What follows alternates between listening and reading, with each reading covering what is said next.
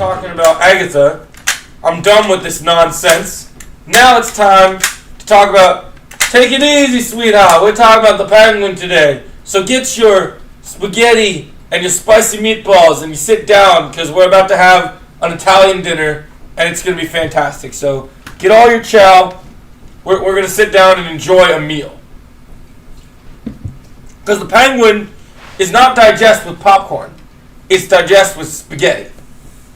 Like in the Mob. Look, I've said for a long time that even though Book of Boba Fett wouldn't have been rated R, that all I've wanted in the last decade is another good mob show.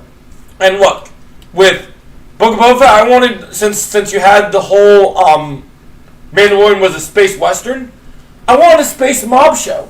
And we couldn't get that. But Matt Reeves is a genius, and we got the Penguin is continuing. We don't even need Batman in the show, guys, because this show is doing such a good job of the world building in Matt Reeves' universe, of showing what a good mob show should be, and also showing. I love how we're focused on Gotham criminals that aren't even like big hitters, people that we don't even pay attention to. Like, we have Penguin, of course, but then you have Sophia Falcone. What's his name? Salvatore Maroni. Like, also, viewer discretion advised, because this review, there may be some F-bombs in the 3-minute mark here, because we got to talk about how amazing this show is. So, the first episode was great. It literally started with a bang, because someone literally died at the beginning of the episode. This episode, man, dude, Lauren LaFranc is one of the greatest showrunners. I know this is episode 2, and I know people are like, well, the show can still get bad. Are you really going to do this? I'm just going to be real, guys. This may be a DC show. This show is such peak television. It is literally becoming... It is literally going to be the best comic book show since Daredevil. And I'm not even... I know it's episode 2. I know I'm jumping the gun. What? Jumping the gun? Yeah. I'm jumping the gun a little bit, right? Just like I jumped the shark. But listen to me. That's how much passion and love I have for this show.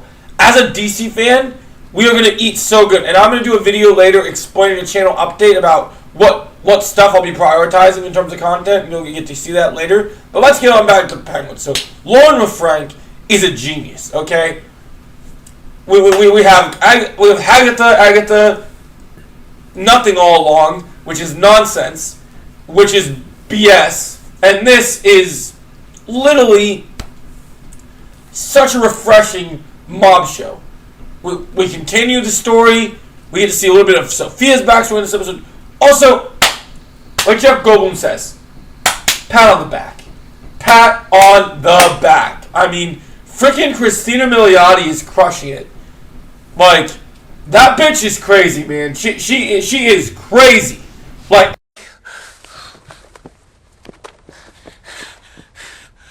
we could have been a good couple. We could have had something special. But you one crazy ass bitch. Like, and we're at the 3-minute mark, so we can use that word. So, yes, she is crazy. Like, the fact we're seeing, one of the things that blew my mind in this episode is we saw Arkham, guys. The Arkham show that Matt Reeves is planning is not dead. It can still happen. So I think that this is incredible to talk about. Like, it's not dead. And Sophia is a beast. And there's a scene in this episode we're going to talk about later where Sophia and Penguin are... So, also, Colin Farrell, man. Colin Farrell's owning this shit. Can we take away Elizabeth Olsen's Emmy from WandaVision and just start giving the Emmy to Christina Milioti and Colin Farrell? Because, man, there's a scene in the beginning of this episode where Penguin's talking to Salvatore Maroni in Blackgate and also talking to his wife. And, oh my gosh, this scene was amazing. Like, he comes in and he tried to, because he's trying, this episode's titled Inside Man, and so Penguin's playing both sides. He's trying to be friends with the Falcones, but he's also trying to be friends with the Maronis.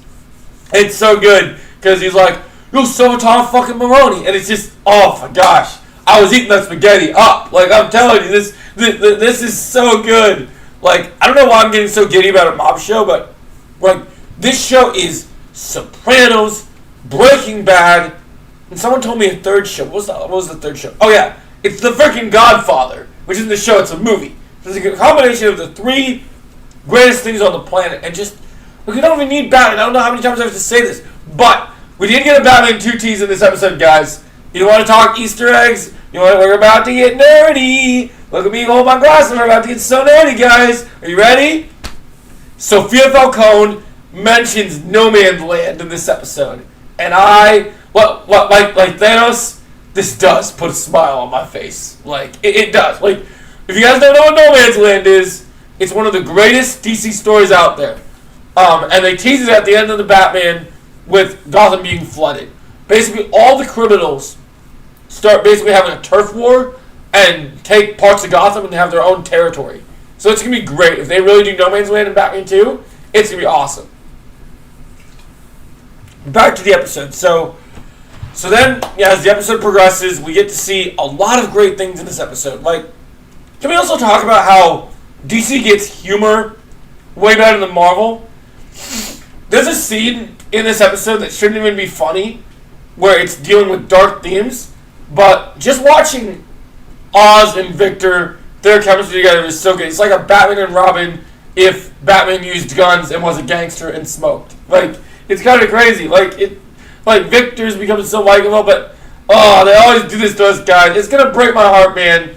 Victor's gonna get the Jason Todd treatment at the end of this show. He's gonna die. It's gonna hurt really bad, but I really am enjoying their dynamic. I really do like it. Especially this episode. We keep turning and turning into more territory. And then we have a crazy hit where Penguin actually goes out in an armored truck heist and gets to use a submachine gun and goes just spraying everywhere, man. Literally, Scarface. Say hello to my little friend. Like, you want to play games? Okay. I'll play with you. Come on. Okay. You want to play rough? Okay. Uno. Say hello to my little friend. Okay. You want to play rough? Okay. Yeah. Okay. It's brilliant, and I love it. Like, it's so good. This episode is amazing. One of the most peak episodes of television I've ever seen. The scene at the end, after Penguin has basically played both sides and killed one of the prisoners and one of the family members, where they set up the whole betrayal of everything.